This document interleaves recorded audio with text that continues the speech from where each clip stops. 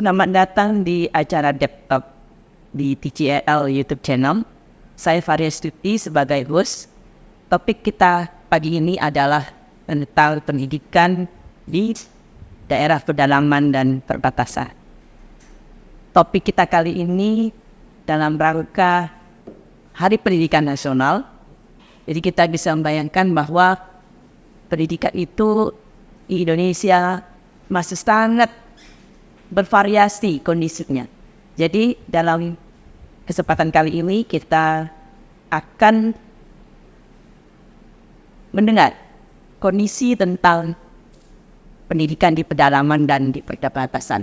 Narasumber kita kali ini ketiganya adalah mahasiswa di program studi ekonomi pembangunan, jurusan ilmu ekonomi dan pembangunan, Fakultas Ekonomi Bisnis Universitas Tanjung Pura.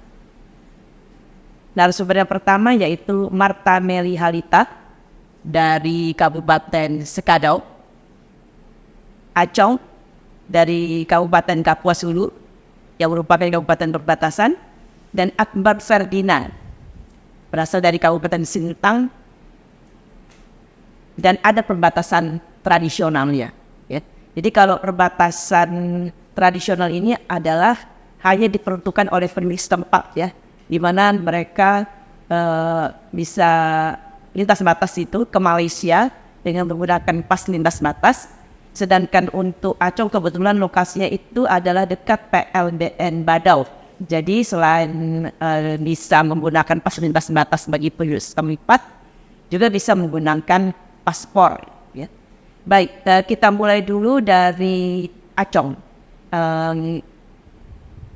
Coba jelaskan tentang sejauh mana jarak atau perjalanan dari Pontianak ke kampung tempat Acong tinggal.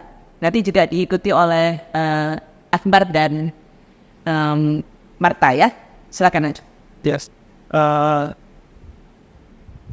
Terima kasih atas waktunya.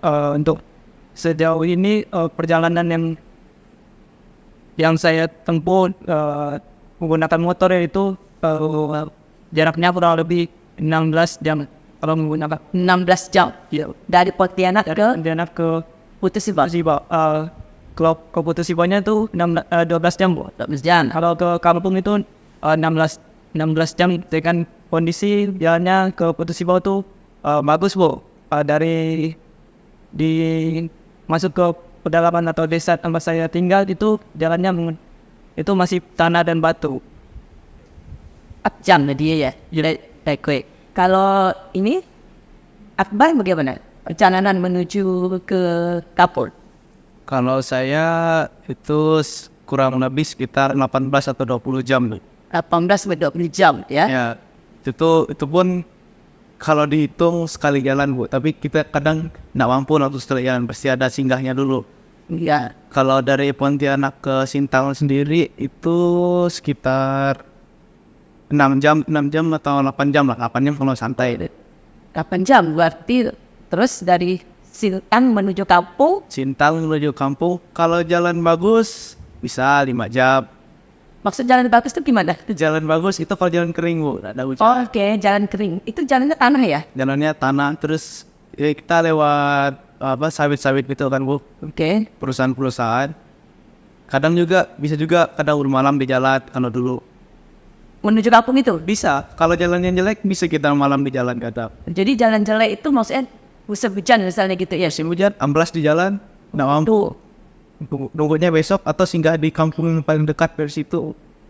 Pakai apa? Motor atau? Pakai motor bisa, kadang pakai travel, pakai tamang gitu kan, Bu. Oh, ada juga travel mobil gitu, pasti bisa masuk? Ada yang double gardan ada juga. Oke. Tapi ya seringnya pakai motor sih, Bu. Oh ya, nah itu. Marta, bagaimana? Kalau perjalanan dari Pontianak ke Sekadaunya itu sekitar 6 jam, Bu. Tapi kalau untuk dari Sekadau kampung saya, kalau seandainya itu cuacanya buruk seperti hujan itu 1 jaman. Tapi kalau untuk cuacanya bagus, kering itu sekitar 40 menitan itu. Jalan menuju ke kampung itu tanah keras atau bebatuan gitu juga? Bebatuan. Jadi tiga-tiganya begitu, ya.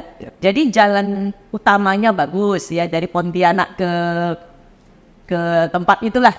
Dan utamanya oke, pakai aspal. Tapi jalan menuju ke desa itu hampir setengah ya, waktunya itu setengah dari yang perjalanan dari Pontianak ke menuju itu ya, menuju tempat masuk ke dalam itu ya. Oke, baik. Nah, coba ceritakan tentang kondisi kalian waktu sekolah di SD. Waktu di SD itu tahun berapa? Ini kebetulan ketiga narasumber ini tahunnya tidak begitu jauh ya. Jadi SD-nya tahun berapa waktu itu?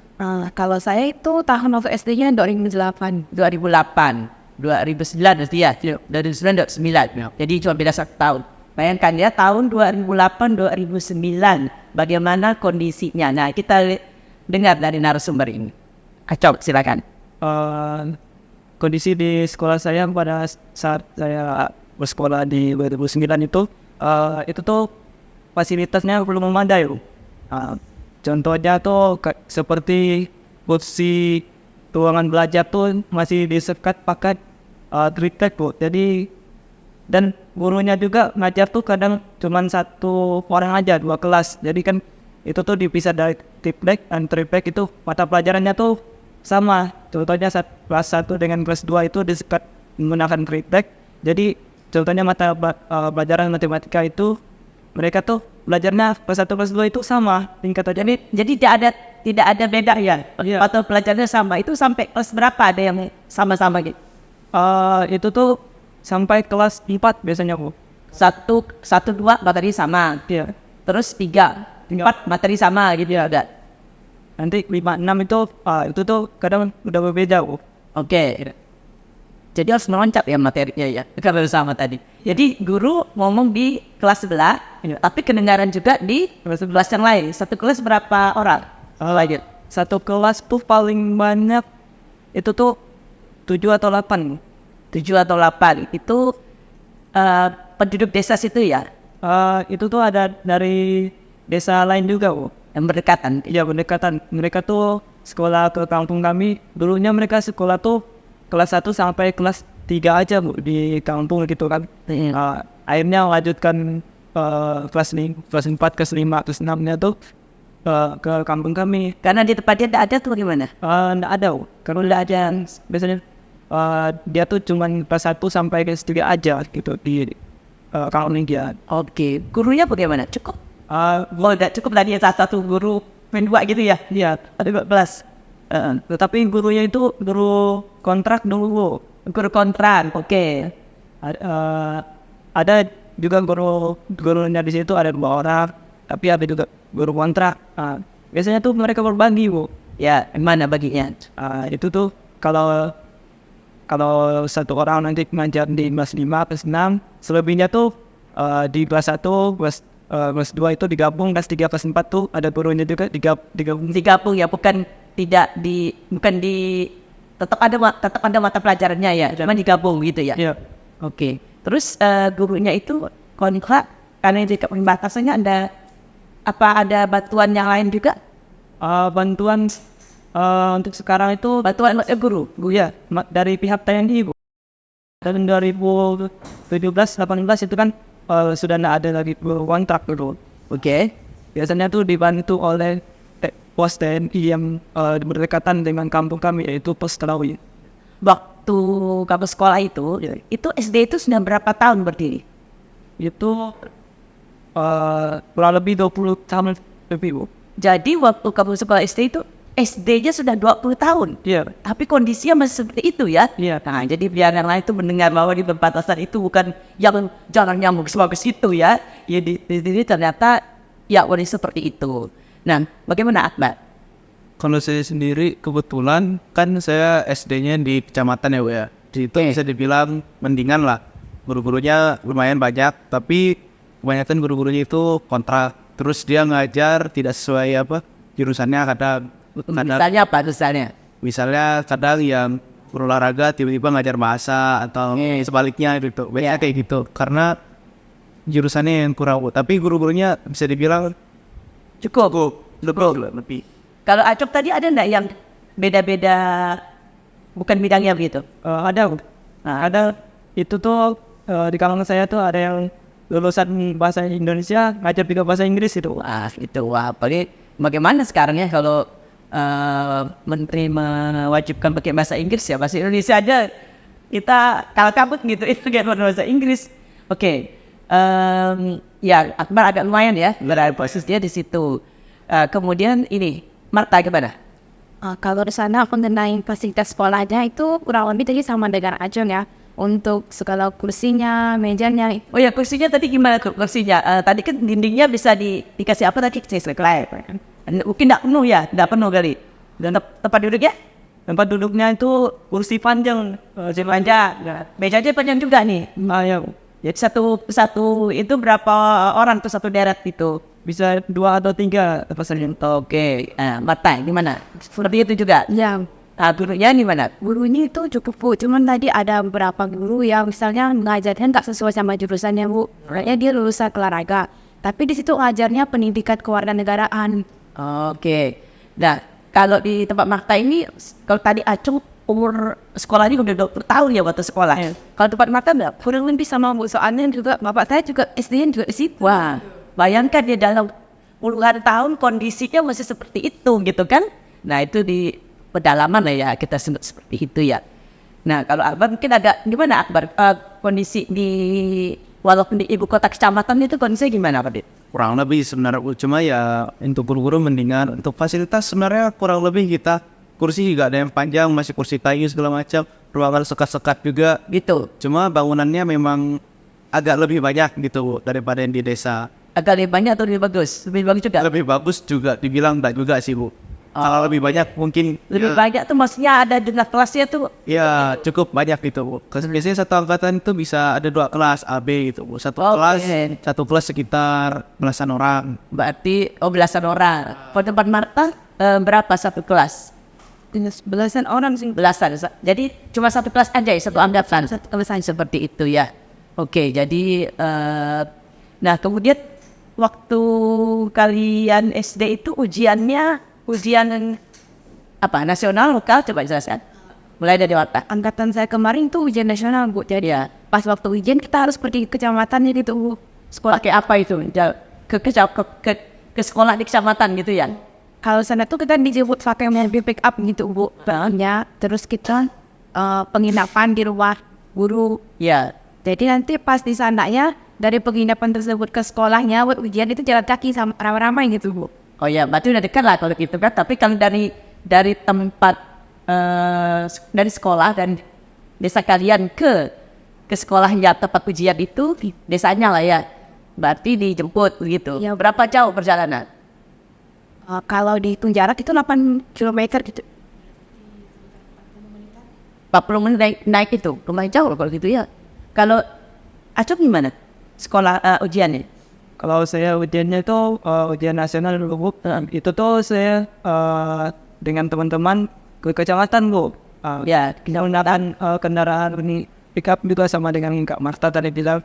Dan kami itu tinggalnya tuh di sekolah yang disediakan oleh pihak penyelenggara ujian nasional. Itu kan di kecamatan kami kan ada 2 SD gitu Bu. Nah, satu SD-nya itu digunakan untuk ujian, satu SD-nya tuh digunakan untuk penginapan untuk SD-SD yang daerah yang jauh dari situ.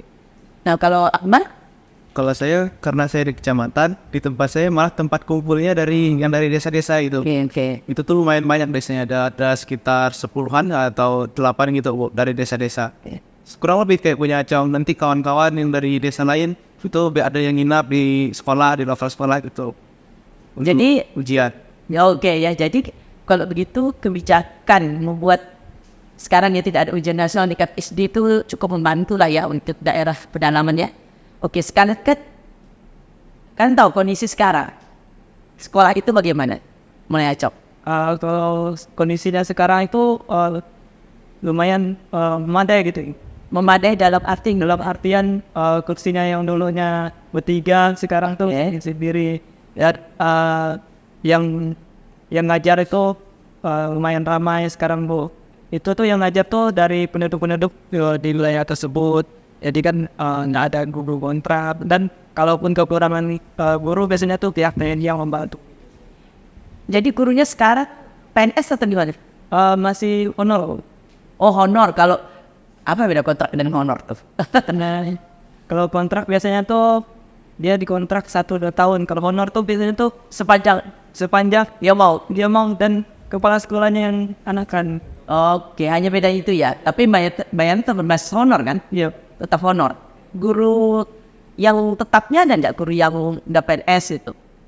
Itu kalau guru PNS cuma 1 orang Bu. Itu Sekarang nih, ya kepala sekolahnya sendiri. yang lainnya masih status sebagai guru honor gitu. Nah, kalau yang Akbar, tahu nggak kondisi sekarang di mana? Kalau kondisi di tempat saya itu udah sangat maju sih Bu ya. Udah sangat mendingan lah. Guru-guru udah banyak PNS, pembangunan untuk sekolahnya udah sangat banyak. Untuk lokal bangunannya, untuk fasilitasnya juga udah banyak dan sangat mendingan lah Bu sekarang. Ya, apalagi memang kecamatan ya, agak lumayan lah begitu. Kalau Marta gimana? Kalau dari segi pembangunan ya Bu, itu tuh sekarang udah baik. Untuk segala peralatan yang menunjang pelajaran juga sekarang sudah meningkat. Kalau dulu kan zaman saya itu kan digunakan buku aja ya Bu sebagai media belajarnya. Nah sekarang itu mereka pakai audio visual gitu. Oke. Nah, papan tulisnya pakai apa? Betul. Kali itu papan tulisnya pakai apa? Saya nanya. Pakai papan atau seperti apa? Kalau Whiteboard. papan tulisnya itu biasanya tuh pakai papan tulis yang hitam itu. Oke. Pakai kapur. Ya, pakai kapur. Oh ya, saya dulu waktu SD juga. Sama. Kapur juga, kapur. Pakai kapur. Kalau sekarang gimana? Tetap sama. Oh, masih pakai kapur? Iya. Oke, jadi belum whiteboard belum menyentuh daerah penerapan ya. Ini ya. Oke. Baik itu SD, kemudian SMP. Nah, kalau di Kalimantan umumnya ya, di desa itu adanya SD kan. Ya. Kalau yang SMP biasanya di daerah kecamatan kan ya, maksudnya di ibu kota kecamatan lah, gitu ya. Berarti kalian kan berarti kalian pindah tempat tinggal kan, ke kecamatan, ya. Coba sedikit cerita tentang SMP. Awal saya SMP itu saya tinggal di asrama. Asrama, ya. Asrama itu dari tiap sekolah yang menyediakan. Nah, jadi yang dari daerah itu boleh nginap di asrama. Kalau SMP di kecamatan saya ada 2. SMP 1 sama SMP 2 Batang itu. Kalau untuk SMP 1 itu ada asrama, kalau SMP 2 itu tidak ada asrama. Oke. Itu tinggal di asrama itu dimasakkan atau masak sendiri? Masak sendiri, Bu. Berarti bayangin ini ya, bagi para penonton mahasiswa ya, ini mereka udah SMP udah masak sendiri gitu kan. Nah, berarti kalau sekarang kuliah mungkin masak sendiri biasa aja ya. Iya. Nggak perlu beli-beli karena udah tahu gitu. Nah, kalau Warta gimana? Kan agak-agak mirip nih kan kondisinya. Kalau saya SMP-nya juga pergi ke kecamatan. Ya itu ngekos sendiri. Oh, sendiri? Ya. Masak sendiri? Ya masak sendiri. Masak sendiri. Tinggalnya dengan siapa? Tinggalnya barengan sama teman-teman dari daerah lain juga yang satu sekolah. Nah, kondisi pembelajaran di SMP itu bagaimana? Gurunya pada waktu saat kalian itu gimana? Cukupkah pada waktu itu? Kalau untuk gurunya sih cukup, Bu. Karena satu kelas itu biasanya tuh satu guru pada saat mata pelajaran tersebut kan. Tapi itu tuh gurunya tuh masih tidak sesuai dengan profesinya. Oh, masih masalahnya sama ya? Sama juga, mata juga gitu? Iya Bu, gurunya tuh sudah lengkap. Namun tuh ada yang satu guru, dia tuh jurusannya matematika. Tapi dia juga mengajar mata pelajaran yang lain, misalnya kayak prakarya gitu. Oke, jadi kalau Akbar SMP, masih di kecamatan. ya kondisinya gimana? Mirip-mirip Bu. Guru-guru masih ngajar yang lintas jurusan di itu. Oke, nah kalau kondisi sekarang gimana SMP itu? Kalau untuk saya pribadi tuh kondisi di SMP saya itu ya Ada perbaikan? cara mengajarnya tuh masih, Bu, kayak Gimana? tidak sesuai dengan profesinya. Oke, bidangnya bukan Medan lah bidangnya gitu ya, sama masih. Nah, kalau di sana sekarang udah lengkap gitu. Lengkap, tapi bidangnya gimana? Maksudnya tadi yang guru bahasa Indonesia, kerja bahasa Inggris, misalnya gitu. Masih? Udah sesuai. Udah? Mungkin Akbar lebih baik lagi ya, karena Ya udah sesuai sekarang. Udah sudah selesai. Guru-gurunya banyak yang statusnya apa? Kalau tugasnya PNS. Banyak. Terus Saya honor. masih honor di SMP tempat kamu itu? Iya. Sudah banyak kelas belum? Sudah banyak? Nah, PNS. Ya, jadi kondisinya seperti itu ya. Oke, kalau menurut kalian kan kebetulan mereka SMA-nya juga pindah ya, bukan di tempat itu lagi karena kebetulan bertiga ini orang tuanya berpikiran cukup maju ya. Jadi kalau Acong itu SMA-nya sudah di Pontianak, terus Marta SMA-nya di kecamatan, tapi kecamatannya ini sudah di ibu kota Landa ya, atau Saya di Skadau. masih di Skadau, kecamatan Skadau itu di ibu kota kan, ya. Kalau Akbar di Pontianak Di Landak. Selandak, Di Landak. ya jadi. Nah, transisi itu, ada enggak kalian merasakan bahwa wah saya ini ketinggalan kah dibandingkan dengan teman dari sekolah lain gitu, terutama kayak mungkin Acom di Pontianak ya, atau mungkin yang beda-beda gitu, yang beda di sekolah kan gitu. Coba Acom gimana? Pada saat saya dari SMA tuh jauh berbeda. Bedanya gimana? Dulunya tuh kan sekolahnya tuh mungkin sampai jam 12 saja. Sekarang tuh di Pontianak itu kan sekolahnya tuh sampai jam 3 gitu Bu. Jadi kayak sesuatu. Mungkin karena Sabtunya enggak sekolah kali waktu Iya Bu. Dulu kan waktu jam 12 tuh mungkin Dari Sabtu. setiap Sabtu. Itu sih ya wajar lah karena kan ya setiap hari sekolahnya. Oke, perubahan jam belajar ya. Iya. Lama artinya kalau yang hari Jumat memang seperti itu. Kualitasnya gimana? Kualitasnya tuh berbeda jauh Bu. Soalnya kalau di SMP saya kan dulu ada juga yang dia ngajar tidak sesuai dengan profesinya. Terutama saya sendiri tentang bahasa Inggris.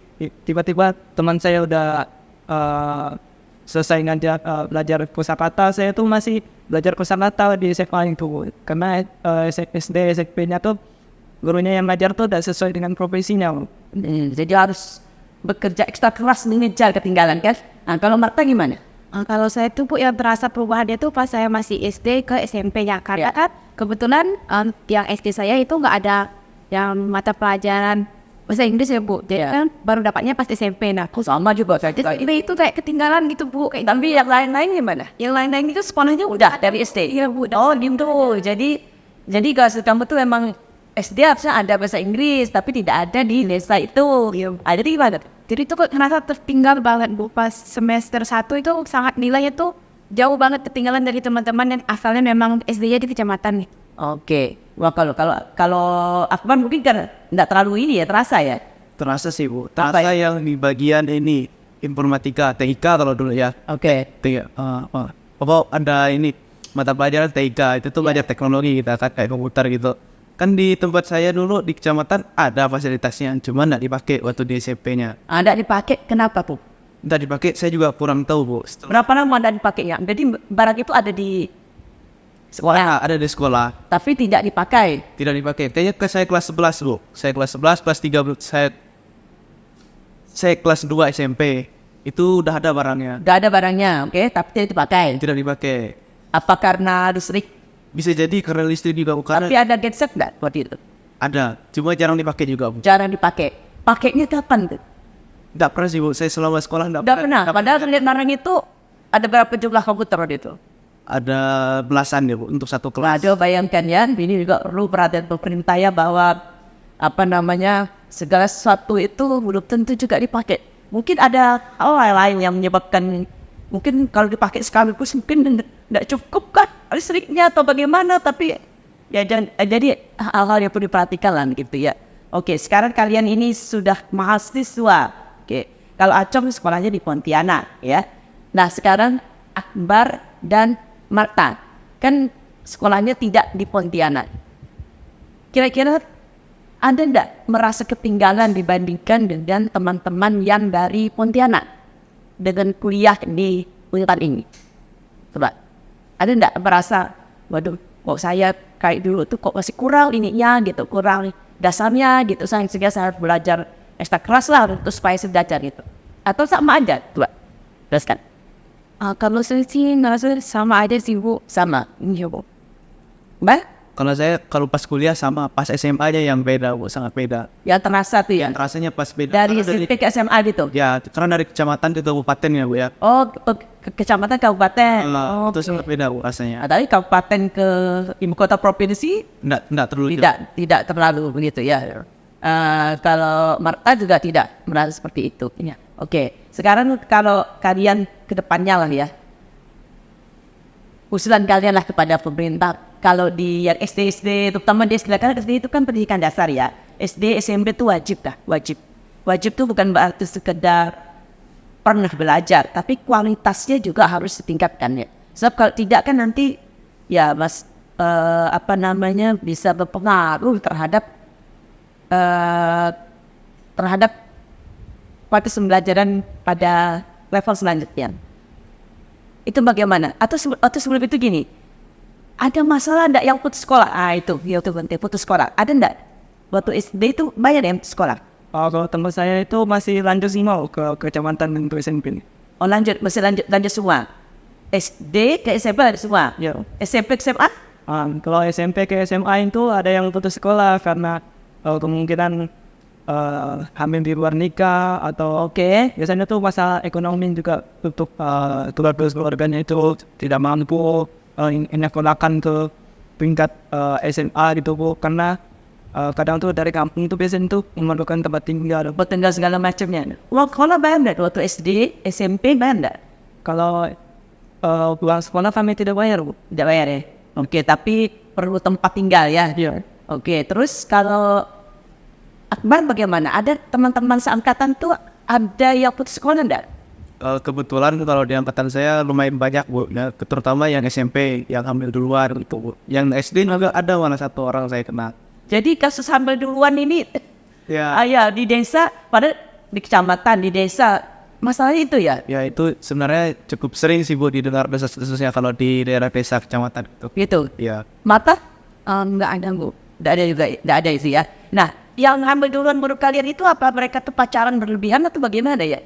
Kok bisa gitu? Atau mereka pacaran di sana gimana tuh? Kalau dari saya itu pacarannya berlebihan Bu.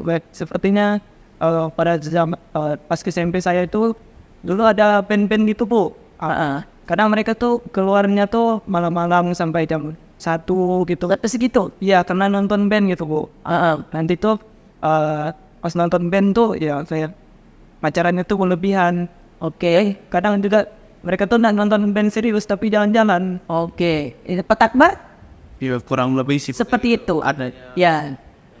Jadi kondisinya memang harus, masalahnya bukan hanya masalah pendidikannya, tapi mungkin perhatian orang tua juga, pemerintah ya. Jadi kita berharap lah ya pemerintah, terutama kalau kita lihat sekarang ya kondisi tadi kan SMP nya masih papan tulisnya masih pakai kapur di zaman yang katanya super canggih, yang ada kereta api super cepat di Jakarta Bandung, sementara di pedalaman Kalimantan Barat papan tulisnya masih pakai kapur. Seperti itu kan menunjukkan betapa memprihatinkanlah kondisi pendidikan di Indonesia ini ya. Dan itu tentu saja berpengaruh pada kualitas pendidikan ya. Nah kebetulan mereka ini bertiga ya, orang tuanya juga pikirannya maju segala macam, sehingga sampailah kuliah begitu kan. Tapi kan tidak banyak juga yang seperti ini kan ya. Nah terus nanti kalau udah selesai kuliah berpikir lagi bagaimana mencari pekerjaan gitu kan. Nah jadi kalau yang di kampung kalian cukup banyak pengangguran itu? Kalau di kampung saya itu kemungkinan sekarang itu tuh udah mereka tuh kerjanya keluar itu ke Malaysia maksudnya? Ada ke Malaysia, ada juga yang dekat-dekat perbatasan tapi masih wilayah Indonesia. Ada juga yang ikut program yang penanaman pohon yang di IKN. Oke, jadi ikut kerja lah itu namanya kan, cuman kerjanya di sana begitu kan. Kalau Akbar gimana kondisinya? Cukup banyak yang pengangguran, yang serabutan. Serabutan bayar ya gitu. Apakah yang ada enggak yang mereka sarjana kerjanya serabutan di desa gitu? Ada Bu. Ada ya? Ada tuh. Tapi mereka bisa dibilang mereka ada usaha sendiri Bu, kayak ada dagang ada toko gitu Bu. Oke, jadi itu lumayan ya. Ada pemasukan. Nah kalau Marta? Kebetulan karena sarjana dari tempat saya masih sedikit ya Bu. Nah itu tuh rata-rata mendapatkan pekerjaan sesuai sama jurusan jadi itu Bu. Misalnya apa? Misalnya kalau nggak guru itu ngajar. Oke, selain itu yang rata-rata di tempat saya semuanya ngajar ya. Jadi memang kayaknya seperti itu ya, bayarnya mengajar, peluang untuk mendapatkan pekerjaan ya. Sedangkan yang lain kan levelnya kan mungkin pemburu kelapa sawit segala macam ya. Jadi demikianlah para penonton YouTube TJL channel ya. Itulah kondisi kita di daerah pedalaman. Terima kasih. Sampai berjumpa lain kali. Terima kasih.